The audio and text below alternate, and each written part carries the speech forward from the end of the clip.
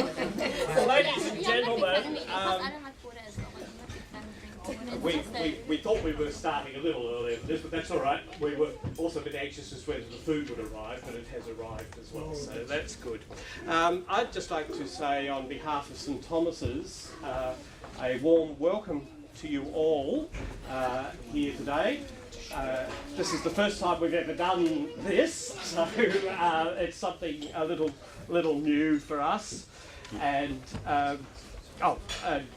I'm Peter Weeks, the minister here, and some of you I already know. Mita Abetz and I have worked together on the Interfaith Network for some time. I was chair for 3 years, and Mita was my deputy chair, and so we know each other.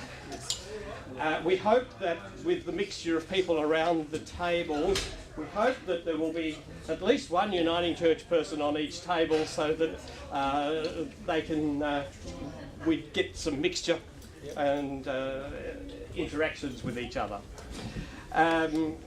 Could I just acknowledge that we are on Wurundjeri country here. This is land that has been cared for thousands of years by the Wurundjeri people. We honour them and their elders past and present. And that to let you know that St Thomas's is a safe place for all people, regardless of age, race, gender, cultural background, gender identity or sexual orientation. It's an open, welcoming, safe space for all. This room normally during the day is used for English classes for new arrivals in the community. So we've had a quick change around for purposing for this afternoon. I'd like to introduce Larry Marshall from our Synod office, the Synod of Victoria and Tasmania. Larry works in the Synod office in the Uniting Through Faith unit, which is the group that look at interfaith at the state level. So if Larry's got a couple of things to say, and then we'll proceed. Thank you, Peter. Thank you to Rev Peter Weeks. We've worked together to try and organise this. We're very, very pleased to see you. Like all good things, you have multiplied. We were expecting about 15, and we've now made more friends than that. So sorry about taking a little time to begin. It's just to get the seats organised, but you're very welcome. There's going to be plenty of lovely food for all of us to share. I wanted to read something that I've handed out to you. I'll just read maybe a bit of it because we'll move on. But this is from the president of our Uniting Church in Australia, and I think it speaks to the situation we find ourselves in. The situation where some of our politicians, some of our media, and some people overseas are more intent on dividing us than have us come together on nights like this. And I think it is imperative, it is crucial that groups like the AIS and the Uniting Church work to keep building these bridges between us. And so this is an important occasion for that reason. So let me say, Assalamu alaikum.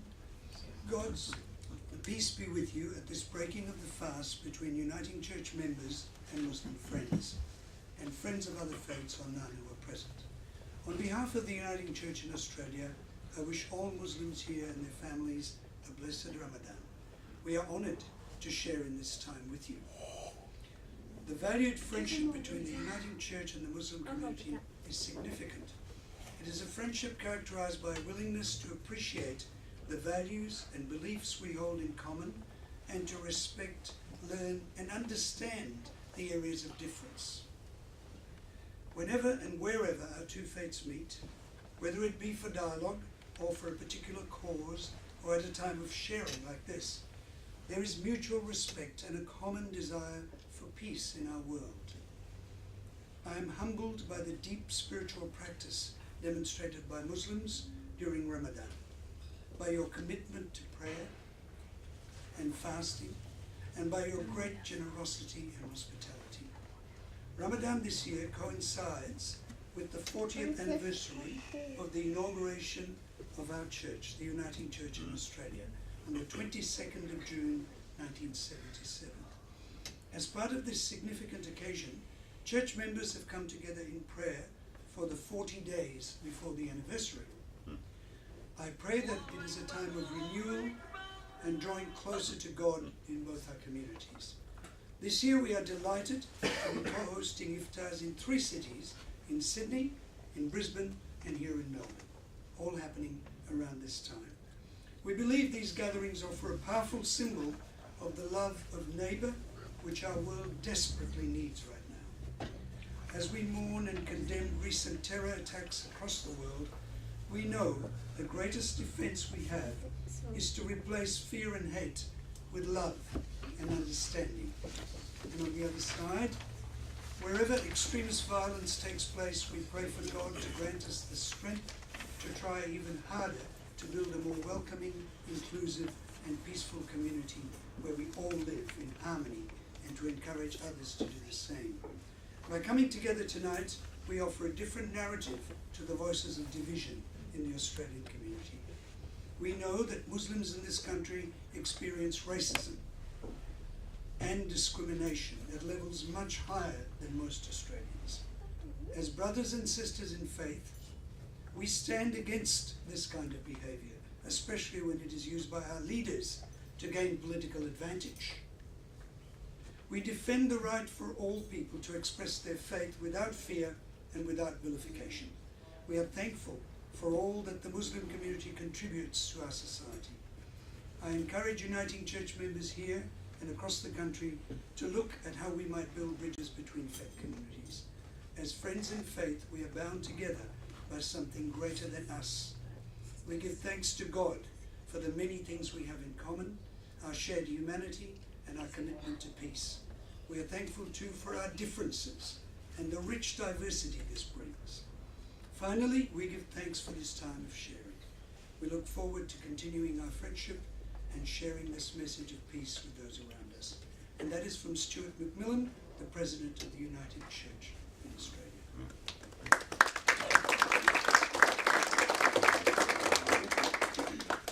And I'd invite Fati to say a few words. There you go. I might just stand here. Okay. And I'll read something that I quickly wrote down, otherwise I'll blabber on. So I'd like to begin by acknowledging and paying our respects to the First Peoples, traditional custodians of the land and waterways, and thank them for their continued hospitality. I would also like to respectfully acknowledge our elders, both past and present, and remember that they have passed on their wisdom to us in various ways. Let us hold this in trust as we work and serve our community. It is my pleasure to welcome you all and represent the Australian Intercultural Society tonight, an organisation which I've been a member of since its inception in the year 2000, with the aims of promoting multiculturalism and fostering intercultural and interfaith dialogue. We believe in reaching out to all members of society by providing a platform for cultural and information exchange. Since its establishment, AIS has organised international study tours, academic conferences, cultural exhibitions, Ramadan Iftar dinners, and government-sponsored projects, among other activities such as the International Festival of Language and Culture, which some of you may have been to earlier this year in May, when we welcomed people from all over the world. And apart from that, the AIS is also takes interfaith dialogue very seriously, and we've organised open days at mosques, at synagogues, at churches, and we've also organised meals between the Muslim and Christian communities where we came together over a Mary meal, a meal to remember and show respect to the Mother Mary. We also have partnerships with various universities, one being Deakin University and the other Australian Catholic University, to which I've spent the last 7 years serving as the project officer of the Faculty of Theology and Philosophy. We do all of this because we believe in promoting intercultural and interfaith dialogue, which we see as imperative for social harmony and cohesion in our nation's diverse multicultural communities. We celebrate and embrace our cultural and faith diversity. Despite the attempts of a minority who have lost their way, who try to bring on a clash of civilizations, who try to promote Islamophobia, who terrorise citizens, as we have seen in the past weeks in Manchester, London, Iraq, Syria, Afghanistan, and even here in Brighton, which was quite local to us. We are gathered here as brothers and sisters because we believe in the same message the Uniting Church expresses on their website, which I was happy to Google. And that is to receive God's gifts so that life can be what God means it to be. Loving, purposeful, joyful, and eternal. And to strive to live it out in acts of compassion, service, and justice in the community, where, as the Prophet Muhammad explains, as he provides an example, even a simple smile is charity. Therefore, it is particularly an honour for me to be here tonight in this house of God, in a room full of the faithful.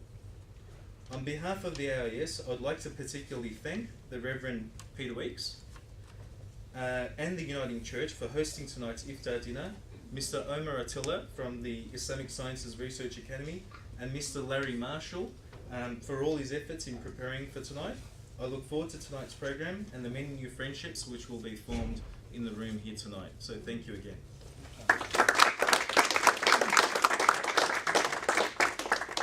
Now, I think we heard the beginning of the call to prayer a moment ago to indicate that the time for ending the fast has arrived. And my understanding is we're going to hear the full call to prayer now as that reminder, so that we can then break our for those who are fasting, break the fast, and the rest of us join with you in sharing that. So,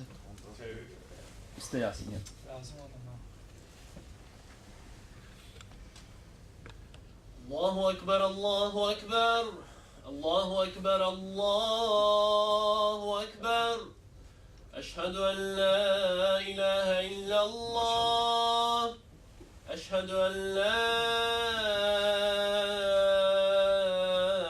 إله إلا الله أشهد أن محمدا رسول الله أشهد أن محمدا رسول الله حي على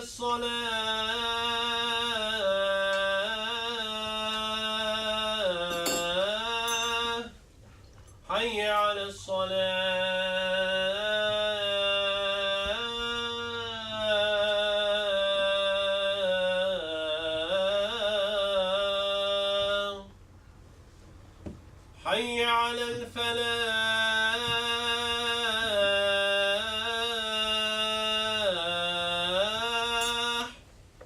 حي على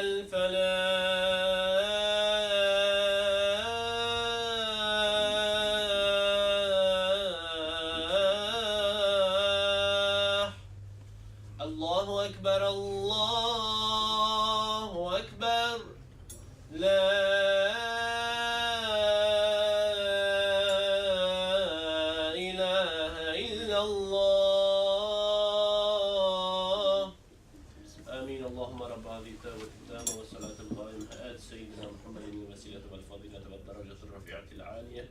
وبعث مقاما محمودا الذي وعده إنك لا تخلف الميعاد آمين. thank you. Isabel, there's a seat up here. As Isabel makes her way, Isabel Thomas Dobson is the Associate General Secretary of our Synod, works in the Melbourne office, and a former moderator of our church for Victoria and Tasmania. Welcome, Isabel. It's good to have you here. I do apologies for being late. It's fine. The dates are on the table, the water's on the table, and the food is the hot food is out there, and we are invited as we're ready to go and serve ourselves. There are plates there. Serve yourselves. There are two main dishes plus rice and couscous. Now, the original catering was for 25, so we don't. It's not quite a feast, unfortunately, but we're glad to have you with us, all of you, every one of us. So please, as you're ready, make your way out. We're moving into the next part of the EDA. You can continue eating as we go on. But just embodies voice. So what's going to happen now in the next little while is Ahmed is going to do a Quran recitation. Then Larry has another little presentation to share with you. And then Omar is going to talk to us about the purpose of fasting in Islam, which I'm sure all the Muslims here are fully aware of, but for the rest of us, that will be useful information for us. And then there'll just be some general conversations following that. And some prayer for you. Oh, and a prayer from me. That'll probably come after the comment, but the fasting. After the talk about fasting, I'll do a prayer because it follows on quite naturally. Oh, and yes, there will be tea and coffee available after that as well. Just before I begin, I would like to say a few words. In a world ravaged by conflict and violence, our only solace is in events such as these to promote mutual understanding, peace and tolerance. So therefore I'd like to thank the United Church for organising and being behind such an event. Surah Al-Fatiha, the opening. I will read verse by verse with the translation as well, so it's a little different today. Al-Fatiha is the opening chapter of the Quran, hence its name, the opening. This surah chapter is recited by Muslims in prayer 40 times a day. It differs from other chapters in the Quran because it is in the form of a supplication in which the one who has created us and knows exactly what we need shows us how to pray to him and ask from him.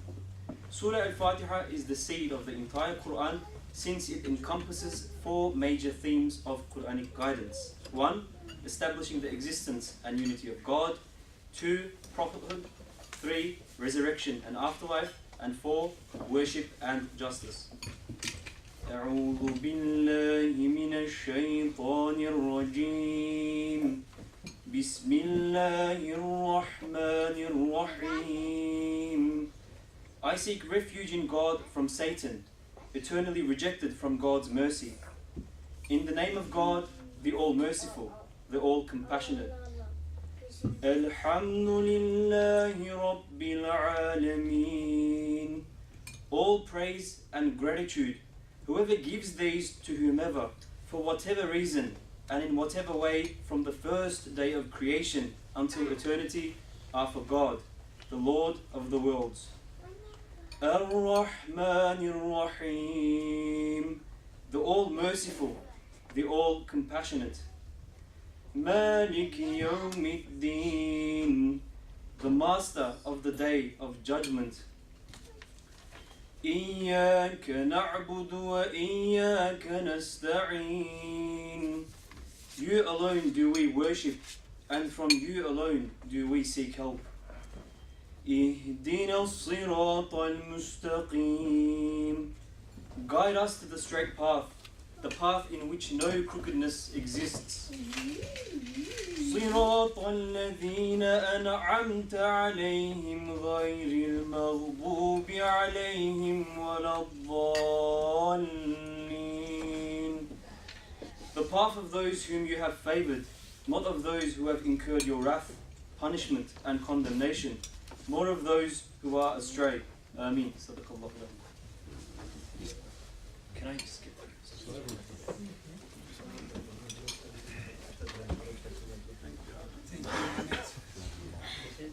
It's always lovely to be part of another prayer ritual and understand more deeply what you are doing in your Ramadan time. So thank you for sharing. I wanted to share something small with you. I've put some papers out on the table with just 2 days on them, and because some of us have been working in Arabic, some of you have, I put it from right to left. So day one is on the right and then day two on the left. What this is from a tiny little book here called Bismillah, and it's a book written by a Christian, Dave Andrews, and what he did in 2012 was to spend every day of Ramadan in contemplation of what it means for Muslims and what it means for a Christian to fast with Muslim brothers and sisters. So, just to use his words for a moment. He says, each day during Ramadan reflected on what the supplication meant for him as a Christian. So, he decided to engage in both interfaith and intra-faith during this month of Ramadan, and to spend the month deeply reflecting on Bismillahir-Rahmanir-Rahim, a simple yet profound supplication which translates, in the name of God the most gracious, the most compassionate, the most merciful. So each day he reflected on what this meant for him as a Christian, in his work with others, in his love for humanity, as well as his solidarity with his fellow Muslim brothers and sisters. And this little book is lovely. It's meant to be something that helps to bridge where we are across the different faiths that we have. And these two little pieces, for those of you who have it in front of you, if I could just quickly run through these. He says, I'll be observing Ramadan. The Bismillah stands for the Arabic phrase, as I just said. It contains the true essence of the Quran. Indeed, the true essence of all religions.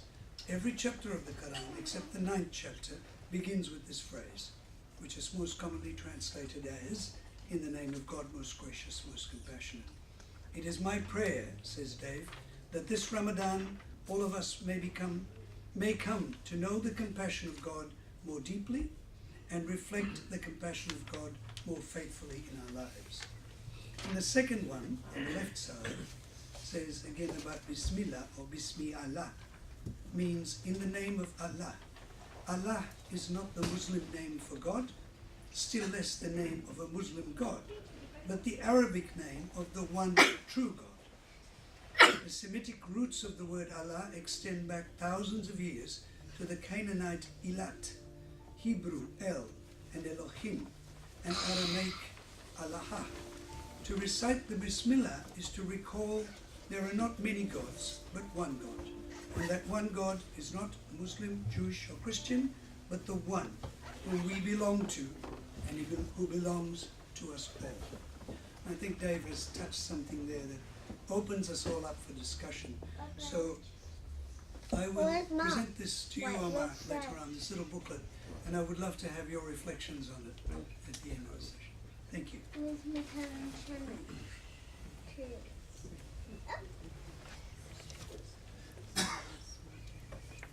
And so, Omar is going to speak to us a little bit about the purpose of fasting. So which way is the stage? If I stand No, here? that's fine, that's fine. We can move the camera and the spotlight. Now, I want to thank you, especially, the United Church for inviting us here today, having us here today. You opened your doors, you shared your meal with us. We broke bread together. It's a symbolic thing, isn't it? In particular, we were just talking with Drew before on our table about Abrahamic faiths, the three main monotheistic religions. And it's all symbolic to all these religions that breaking bread symbolizes something very important, sharing something. And today, I was invited to say a few things about Ramadan, so I will say that because maybe some of you are not aware what exactly Ramadan is. Now, in the Arabic lexicon, Ramadan refers to a month. It's a month in the lunar calendar, as you know that the lunar calendar is about 10 days shorter than the solar one, which Arabs used to follow, the Islamic calendar. But it's just the name of the month, really. However, from a theological perspective in Islam, Ramadan has a really significance to Muslims because it is the month in which the Quran was revealed. That's one of the most important things from our perspective as Muslims. And then it's a month of worship because we are required to fast throughout Ramadan, approximately 30 days, from dawn till dusk, until the sun goes down, sunset, each day refraining from food and all types of beverages. So nothing goes through the mouth into the stomach. Also from marital relationships as well. However, when you look at it from that perspective, it seems like, fasting is like a dietary thing or something. That's how people usually approach it as well. However, in reality, it is spiritual cleansing. It is a form of worship, act of worship in Islam. It is one of the 5 pillars of Islam. And it's an obligatory act upon all Muslims who are over the age of adolescence, who are of sound mind and healthy enough to do it. Even those who are not healthy enough to fast, they need to compensate it somehow. Like for example, they need to feed a poor person for each day they miss from fasting. So fasting is an obligatory act. But through fasting, there's a lot of aspects to it as well. There are a lot of benefits to it as well. There are physical benefits. And as you know, in the Christian tradition too, there's fasting as well. During the Lent period, they used to fast for 40 days.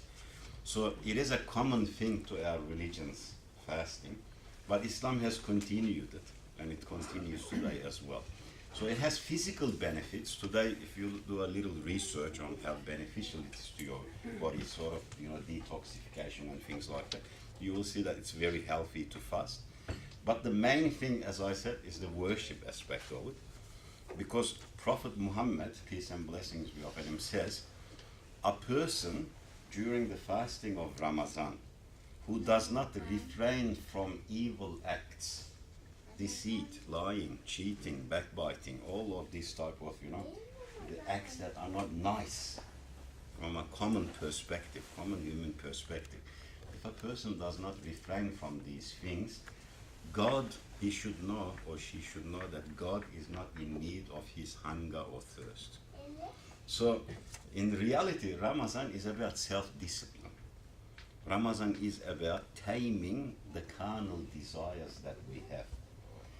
The aim of the Ramadan fasting is coming out at the end of Ramadan as a better person who's closer to God, a person who is better towards his fellow human beings. That is the main aim of Ramadan, really. And why is it done through being hungry, refraining from food and water? I'll give you one example without taking too much of your time. They say that, according to one tradition, one narration from Islam, they say that when God created the human nafs means the carnal desire, carnal soul of the human being. God asked it, who are you and who am I? And the carnal desire replied, it's just been created. He said, I am me and you are you. Arrogance. Upon creation. And God said to his angels, go and punish it for its arrogance. And the carnal desire was punished and brought back before God. And God asked again, who are you and who am I? The response was the same. You are you and I am me. This repeated for 3 times, but the punishment would not put the carnal desire on a right path. On the 4th occasion, God said, starve him for a day. So the angels did not give the carnal desire food or water. They starved it. At the end of the day, they brought it back before God again. And God asked again, who are you and who am I? And the carnal soul said, I am your impotent servant and you are my merciful Lord. So we believe that nothing puts the carnal desire on its path like hunger and starvation and thirst. So through starvation, Muslims also believe that, as you know, in our tradition, we believe that angels, the angels of God, do not eat, do not drink. They don't have genders. They don't multiply or reproduce. And Muslims believe that through Ramadan, by emulating or imitating the angels, we sort of try to become an angelic beings through this period, refraining from certain things.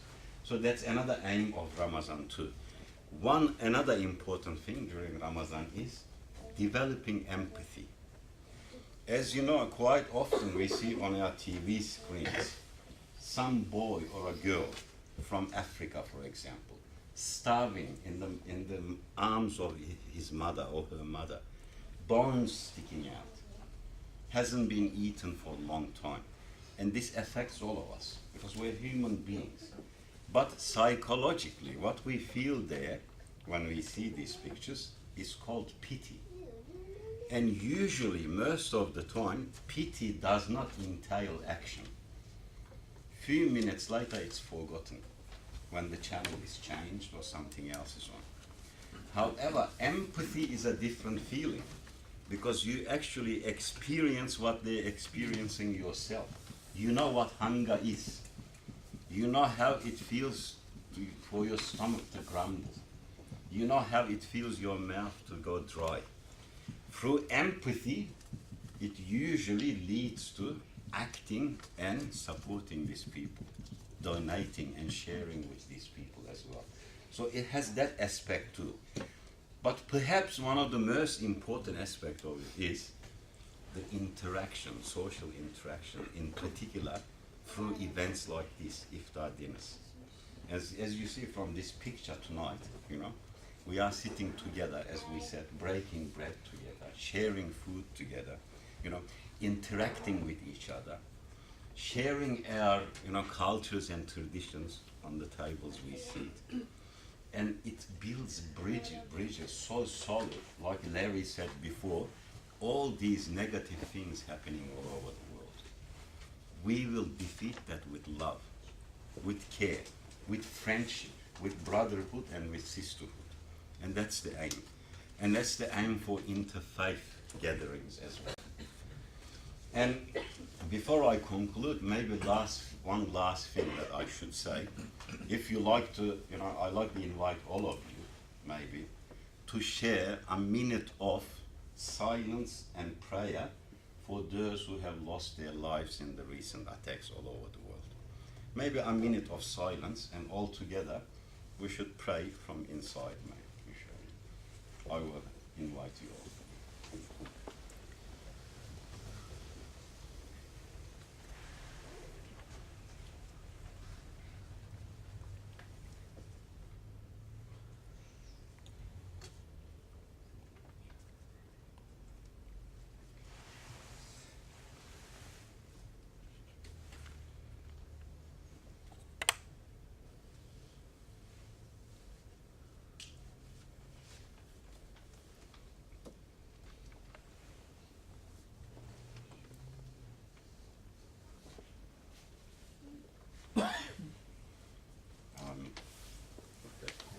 May God be pleased with you all and rain His peace and mercy upon you all. Thank you for your time. Thank you, Omar. You mentioned Lent in your talk, which is part of the Christian calendar. Lent is the period of 40 days leading up to Easter, and there are some similarities between Lent and Ramadan.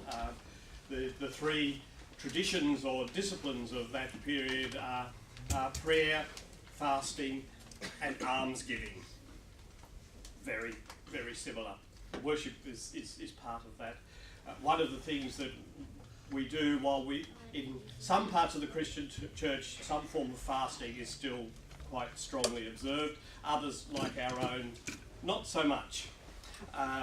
But we do, it varies from place to place, but in this place, one of the things that we try to do during that time is to explore our relationship with God a little more. So we have special Bible studies groups together.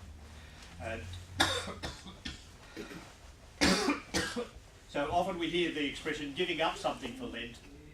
We try to turn it around and say we take up something for Lent. So we take up an activity, maybe just a weekly study, but that may blossom out into other things as well. It's been said that the three traditions of Lent are fasting for the good of the body, prayer for the good of the soul, and almsgiving for the good of the neighbour. So it meshes well with the themes of Ramadan. I have a prayer which refers both to Lent and Ramadan. So, excuse me, let us pray.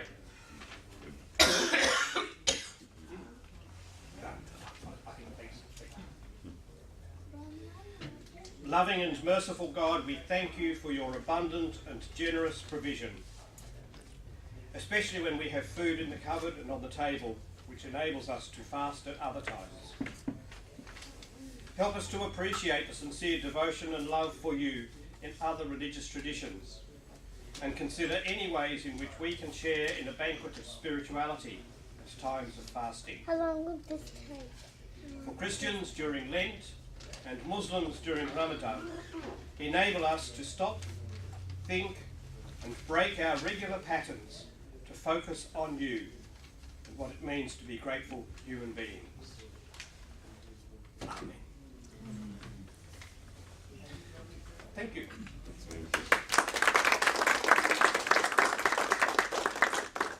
Now there is tea and coffee available. I know the urn is boiled. So if you would like, during the rest of our time together, mingling, continue to get to know one another, and if at some stage during that anybody sort of feels that they'd like to just say a word or two about this evening to the group, just let us know and we can make that happen, or allow it to happen. Thank you.